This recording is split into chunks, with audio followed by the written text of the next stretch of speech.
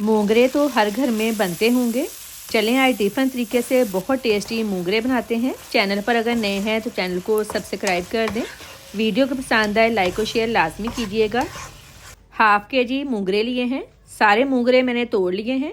जो न्यू सीखने वाले हैं उनके लिए मैंने थोड़े से मोंगरे रखे हैं कि कौन से मोंगरे आपने लेने हैं और किस तरह से तोड़ने हैं।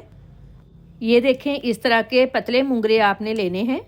मोंगरे की दोनों साइड से ये वाला पार्ट उतार दें, दरमियान से इस तरह से तोड़ लें।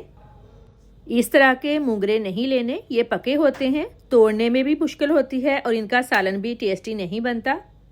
मोंगरों में कड़वाहट होती है, इनकी कड़वाहट दूर करने के लिए नमक डालकर मसल लें, फिर अच्छी तरह से वॉश करके स्ट्रेनर में रख लें।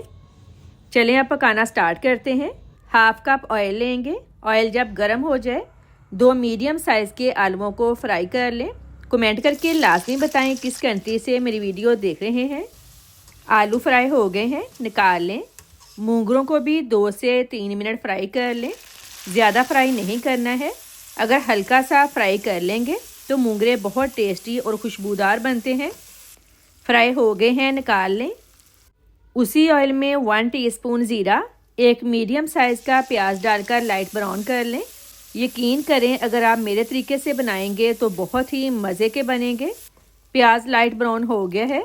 अब इसमें 1 टेबलस्पून लहसुन अदरक पेस्ट डालकर 1 मिनट भुनाई कर लें। भुनाई कर ली है।